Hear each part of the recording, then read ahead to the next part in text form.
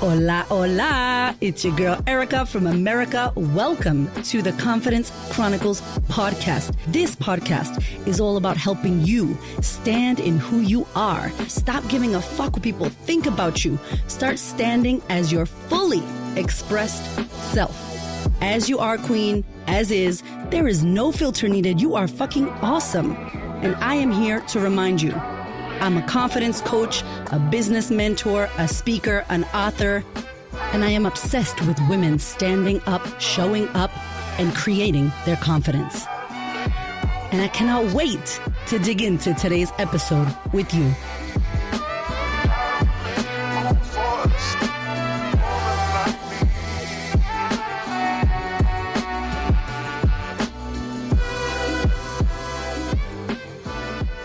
Hello, welcome to the podcast. I am so happy. First of all, I've been sitting in the sun, and when I am tan, I just feel like a whole new human being.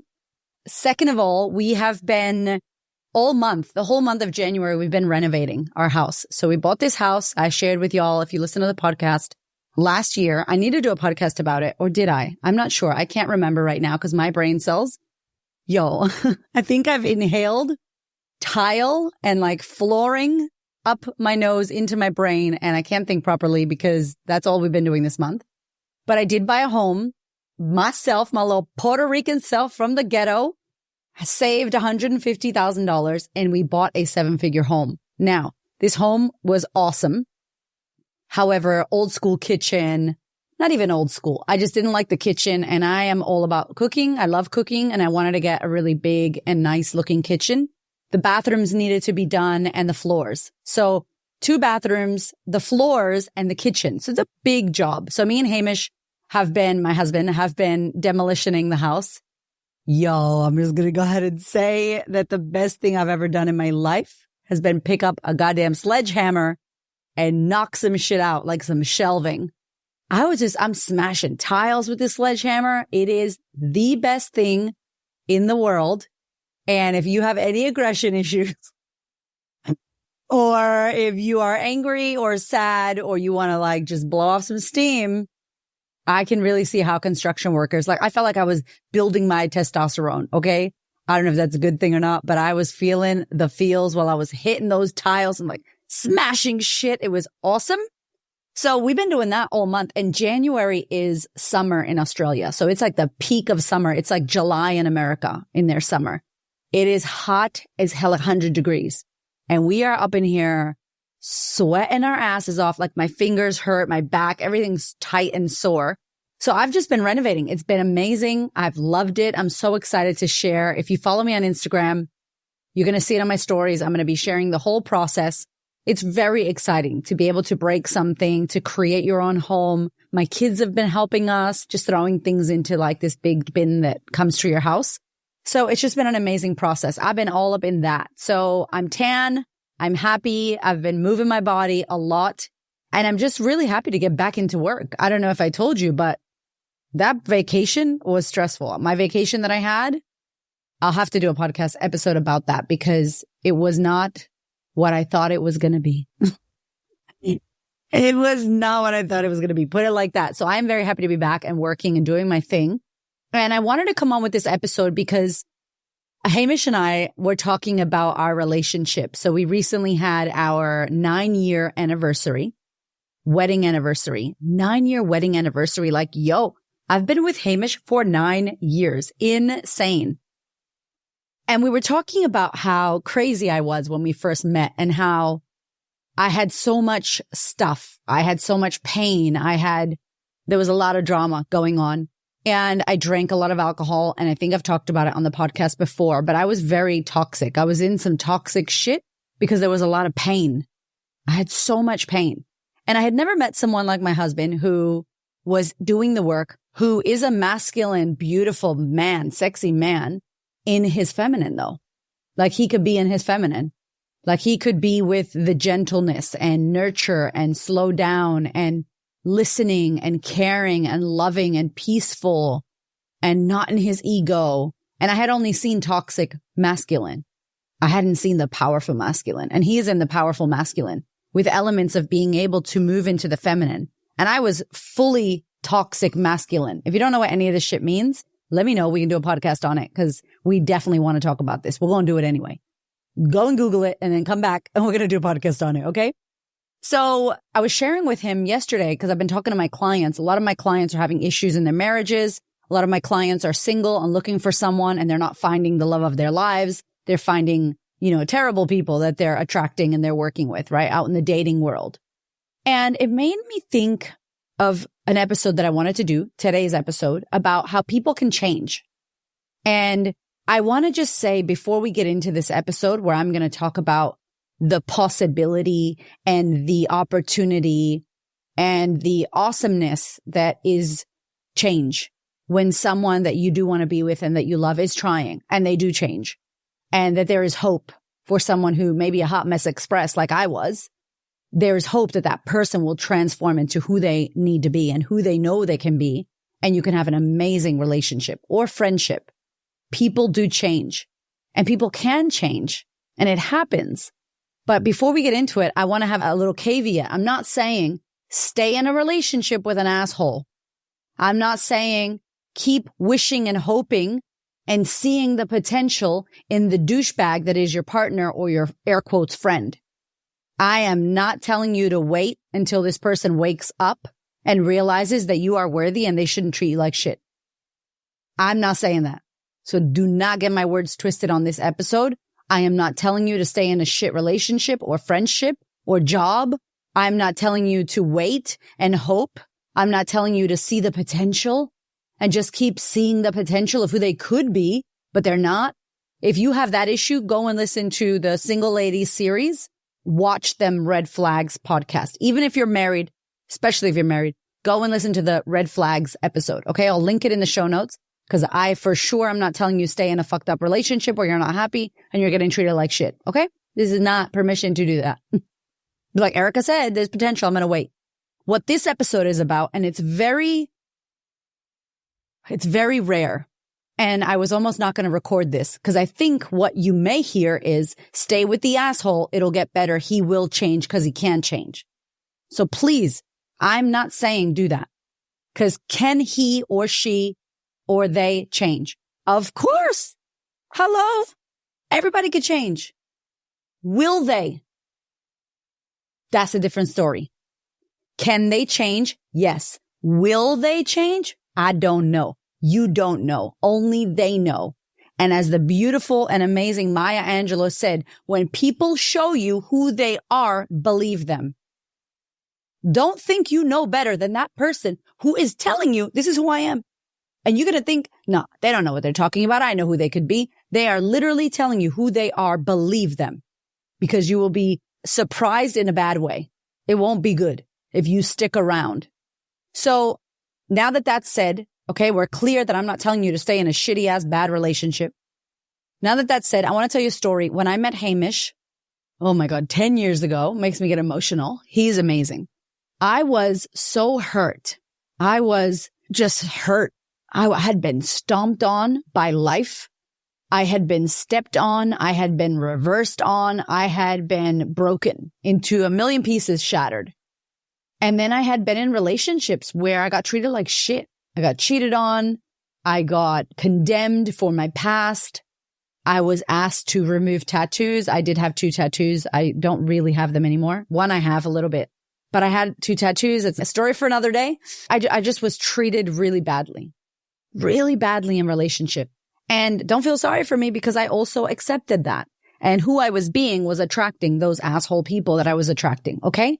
So I have a full responsibility taking in that. And you do as well if you're attracting these people in your life. And the day you wake up to your responsibility will be the day that that shit changes. Okay. So I was in this relationship. The guy broke up with me on my birthday. I met Hamish. He was my personal trainer. We were friends. He was just so lovely to me. I told him my whole story. He was the first person in my whole life that I told my story to. And he just looked at me and was like, oh my God, you're amazing. And I'm like, what? You don't think something's wrong with me or I'm messed up or I'm fucked up or I'm hopeless or, there's no hope for me? You don't think I'm damaged goods? Like, what? What do you mean I'm amazing? What are you talking about? I thought he was just going to be like, man, that's messed up. Like you got to fix that shit. You got to do this. He just looked at me with his beautiful yellow eyes and was like, you're amazing. And I felt so, makes me get emotional. I felt so seen in that moment by my husband or my friend at the time. I felt so seen and so whole and so complete. And I had never experienced that before. The people that I had dated before had made me feel like my past was something shameful. Like my dad leaving my mom when I was 2 years old and I came from a broken home was a horrible thing that I should hide. That my modeling photos and being in music videos and a bikini model was the worst thing in the world and that I should be condemned. And so every relationship just made me feel more and more like shit about myself. And I was looking for evidence and I was finding it. And then here I am talking to Hamish and he was just like, it was like his eyes gave me a warm hug and he accepted every part of me. And I was like, whoa, I had never felt that before. Now, he was amazing. He was gorgeous, beautiful, successful, incredible guy, gorgeous. I mean, he was everything that you would want and desire and was lovely and sweet. But I had a lot of pain. And although I liked him and I wanted it to work, a part of me felt like, nah, he's going to wake up to the fact that I'm a piece of shit. You ever felt like that? He's going to wake up to the fact that I'm all fucked up. Something's wrong with me. He's going to wake up to the fact that this isn't going to work. I'm going to fuck this up because I always do. All of that. So in order to not feel my pain, because at this point when I met Hamish, I had never done the work. I had never worked on myself. I had a life of traumatic experiences. My husband had just died. I dated 2 assholes in Australia. I'm in another country. I know no one. I have no friends. Literally. And I had never done the work. And I meet Hamish. And he starts talking to me about the work. And we go out dancing and partying and having fun. We were young. We had no kids. We're out dancing. We're just dating. So we're in that love bubble. We're still in that love bubble, by the way. We are still in that love bubble. I love him. He is incredible. Bestie. So we go out drinking. And what happens to Erica? I get fucked up. Like blasted. Drinking way too much. Blasted. Start flashing my vag at people. Jumping in the clubs. Start picking fights with people, picking fights with Hamish, throwing shit off my necklaces, throwing them off and throwing my DJs. Completely wild. Like wild. Girls gone wild, okay? And my poor husband is just like, who the fuck is this lady? And then he'll be like, are you okay? Are you drunk? I'm like, I'm not drunk. Are you serious? And he was like, you did it so well. I was like, 'cause I'm an actress. Hello. But he'd be like, you did it so well. I did not think that you would. I just thought that you were fine.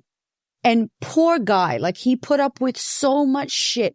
I was in my toxic masculine. I was independent, the boss of everything. I was mean. I said mean words. I did a podcast about this. I think it was called Being with a Gentleman. And then I also did another one called Being a Masculine Woman or something like that. And I was referring to myself. Like what I thought was masculine, but now I know it was toxic masculine. I'll link those in the show notes. But anyway, I spoke about how I used to say bad things to him, like call him a pussy or be like, you're so fucking soft, and just be really rude, brash, mean, disrespectful to Hamish. And now I didn't mean it in that way. However, that's not a way to speak to your partner. That is total disrespect. And I'm so ashamed that I even did that. I've apologized a million times before, but I'm using myself as an example here to let you know that I was fucking hurt. I lost my husband, broke my back, was a fucking child sexual abuse, was abandoned, foster care. There was kidnapped. There was a lot of trauma that I had buried underneath the carpet of my living room. Just buried that shit, put it under the rug. And then I meet Hamish, who's like my soulmate, life, like man of my dreams. And I am not okay. I am drinking. I'm fucking everything up. I don't know how to deal with a beautiful person. I am trying my hardest, but I have no idea. He's talking about the universe and spirituality. And I'm like, what are you talking about? Like, I had no idea what that was about. I'm like, what the fuck is this guy talking about? You know, I was just very conditioned, very hurt, very traumatized in my victimhood. What? I was in my victimhood. I was in my anger. I was in my zero responsibility taking. I was in my ego. Basically, who you know me to be, I was the fucking opposite. So when I talk to my clients and when I speak on the podcast, like I get it. Like I know. I'm not talking about it like I'm thinking about one person that's like that. I was like that. Like I remember being that. That's why people are like, when I listen to your podcast, like you're in my head. That shit was my head. I am in your head. It was my head. So I'm speaking from lived life experience and understanding that I see you. I get it. I know what it is like. And I was a hot mess express. However, the love that Hamish had for me, the conversations that he was willing to have. I say in my sisterhood program, my sisterhood, if you're listening, you know this, be Ghandi. I'm very metaphor, very visual. And when I thought about Hamish, it wasn't because he's Sri Lankan and Gandhi's from India. Wasn't that? It was like Ghandi vibes. Like Hamish reminds me of Ghandi. He's just like this peaceful warrior. Like don't fucking play. He's a warrior. But he's so peaceful and diplomatic and patient and willing to work with someone. And I don't know. I feel like I was unreasonable. I was unreasonable and angry my whole life. And he's so reasonable. And now I've taken on many of Hamish's traits, many of his traits. Thank goodness. Like it's just, I soaked him up and now we have a lot of similarities of each other. He's taken some of my Puerto Rican, don't fuck with me, motherfucker anger. And I've taken his like Zen, like, okay, let's think about this, right? So we've kind of swapped positions a little bit and it's been beautiful. But I'm sharing this with you because if you would have seen me, if I would have seen me and my client came to me and was like, yo, she's drinking and she's throwing plates and she's fucking crazy. And she's getting drunk and she's flashing her vagina. I'd be like, yo, that bitch is crazy. Yo, leave. Peace out. That bitch is crazy. Don't do it. It's not worth the headache. Don't see the potential. She's a red flag. That's what I would have said. And I was sharing this with him right before it was our anniversary and we love to reminisce. And I was like, oh, it makes me emotional. I was like, thank you for being patient with me. Like, thank you for waiting. Thank you for loving me. Thank you for loving me even when I would wake up drunk and felt so terrible for what I may have done without remembering, blacked out, didn't remember what I did. And he was still there. He was upset, but he was still there and he could have walked away. But I was a hurt person. I was a person with so much pain and no way to get out of it. I didn't even know of a way. I didn't even know about the work. I didn't know what the work meant. And for my husband to be such a lovely person and go, I see the potential in you. I'm going to make an offer. And if you don't take it, we're done. And that was the difference. I'm over here crying about my husband. Oh my God, I love him. Anyway, he was like, I'm going to make an offer. I'm going to recommend, I'm going to invite you gently, by the way. So my love, if you are trying to invite your partner to do the work, gently. He was so gentle and sweet about it. Hey, I know about this work. I do coaching and meditation. What do you think about this? And are you willing to look at that? And if you need some help with that, I'm happy to be there for you. And this book really helped me. He wasn't like, you know what you need to do? You crazy bitch. You need to blah, blah, blah, blah, because you got anger issues and abandonment. He didn't do any of that. He didn't point the finger at me. He didn't accuse me. He didn't throw books at me. He didn't say, if you don't fix yourself up, I'm out. He invited me gently in such a beautiful way that felt inspiring. Like I wanted to do it. And I took the invitation. That's the difference. When I talk about a red flag and somebody who's no good and somebody who is treating you like shit and somebody who, you know, is not interested in working on themselves and they think there's not a problem in your relationship and you're like, there's a problem. We got a problem, Houston. And they're like, there's no problem. And you're like, no, there's a problem. And I'm not happy because when you do X, Y, Z, if you don't fix this up, if we don't work this out, I'm out.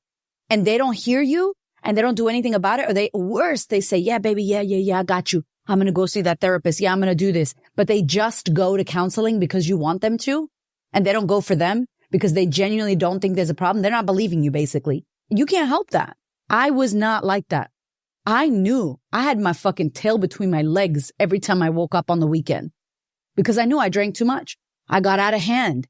I was fucking trying to numb out. I would yell and scream and then I felt bad.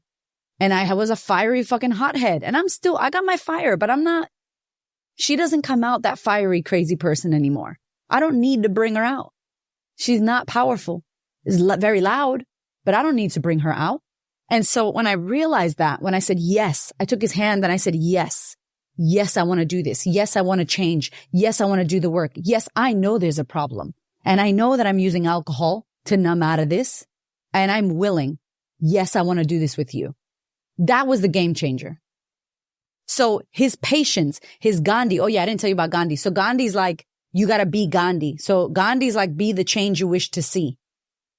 So Gandhi's very patient. He has to be the change. He doesn't go, I wish the world would change. He goes, let me change. And if I change, the world will change. Now, is it going to take a long time for the world to change? Yup. But he's willing to wait. He was willing to wait. He was like, I know who I am, and I'm going to put the opportunity and the offer there for you. And I'm going to give you some time, and I'm going to be patient. But you have to take that and say yes. And I need to see you trying and see you doing the work and see you attempting and see you booking appointments and see, I took that, I took the work. I took the coaches. I took the seminars. I took the retreats. I took the books and I fucking devoured it. I took credit cards so that I could pay to go to things. I said no to a wedding ring that he wanted to buy me. He had $8,000. And I talk about this on the podcast and in my book. Go get the book. Confidence Feels Like Shit. Please go get it. I talk about this and my story of how we built our business. And he's like, I want to buy you a ring. And I'm like, I don't need a fucking ring. I don't need an $8,000 ring. I need this retreat. I need to heal my shit and build my business and do what I came here to do and stop messing around. And we invested that money. And to this day, it's the best money I ever invested. All the money that I invested in me is the best money I've ever invested. Not my fucking Gucci bags and bullshit. I don't even have a Gucci bag. Like, you know what I'm saying? So he waited. He was patient. But I said yes. And not only did I say, yes, I'm going to work on myself. Not only were my words nice words, but when you looked at me, my actions were matching up with the words. That is the key. How do you know if you should wait? If someone's changing, do their words match their fucking actions? If their words aren't matching their actions, it's a bunch of bullshit. They're just words that you could believe, but then nothing changes. And I was like, no, I know I need to change. I get it. I can see it. And I'm willing to do it. And I put in the work. I put in the hours, the money, the time, the energy, the investment. We were freaking broke, but we had all this money wrapped up into personal development so that we could create who the fuck we are now. And now we're not broke. And now we can create whatever we want. But I needed to do that. And he needed to see me do that. And we did. And that is the reason why our relationship is so next level amazing. 10 years strong. It's like I met him yesterday. He's incredible. I don't know anyone, and I'm not saying this to be cocky. I'm telling you straight up, I don't know anyone that has a relationship like ours. We haven't met anyone in all of our lives together. There's no one we could model as a couple to go, oh yeah, that's it. And so we don't. We create our own relationship and we create our own values and our own rules and our own things in our family. And we're on track. We're on board equally together. And he's taken from me and I've taken from him. We're willing to learn, willing to wave the white flag. That's why we do power couples, because I'm like, man, we got to talk about this. People can have these incredible relationships, have sex on fire. Like our sex is better every year. Like we can have that. How do we have that? How can we have it and someone else can't? You can. And people do change if they want to. People change when they want to change, when they feel ready for change. We cannot force change on people. I was ready. Hamish made a gentle invitation and I was dying to do something because I was in so much pain and everything I was doing wasn't working. So before Hamish made that invitation, I looked in the mirror and I saw me and I was like, shit, you've always been here, bitch. It's you with you. It's me with me. And I'm still getting these shitty results. There's nobody to blame. I'm looking around. There's nobody in the mirror. It's Erica. Looking at Erica. So when Hamish came to me with the offer of, hey, do you want to work on yourself? Do you want to read this book? Do you want to do this work? I was already aware that it was me against me, that I was at that point where I knew I needed to do something. If you're pushing your partner prematurely and they don't know that they need to do the work and they don't know that there's a problem and they don't know that you're not happy and they don't know that they're being a victim and they don't know that they're fucking up the whole relationship, you ain't going to tell them. They have to come to that place. But when you see someone who says, I want to do this, I want to do better, I want to change, and you see them trying and they're going to fuck up. I fucked up plenty of times after that, but I kept my promise. I kept doing the work. I kept showing up. Hamish kept seeing me try and kept seeing me shift and evolve and change. In 12 months, I was a completely new person, but I went ham in those 12 months. I devoured everything. And so I want to say this to you. If you have a relationship or someone you're working with, or you are the person like me that you feel like I've fucked up so many times. I don't know if anybody wants to be with me, but I'm ready now to change. You can attract love. You can attract great friendships. You can attract great relationships into your life if you're willing to do this work. Your past does not get to equal your future. And all the fucked up shit you did, there's a whole podcast coming about cancel culture because I just can't even with our fucking culture right now. The bad shit that people do 14 years later, 30 years later, they're apologizing. Like, you were 12 years old. Okay, I'm sorry you wore a fucking stupid costume when you were 12. You're fucking 45. Really? If anybody comes for me, I did a bunch of fucked up shit. Let me just tell you right the fuck now. Don't be surprised. When I was younger and I was drinking and I was crazy, not proud of her.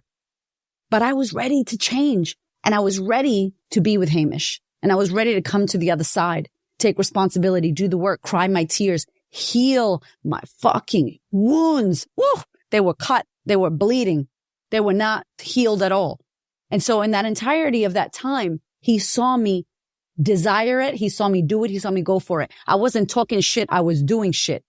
That's the difference. That's the difference that I want you to pay attention to. If somebody in your life is trying and they're changing and they're shifting and you're watching them, have a little patience.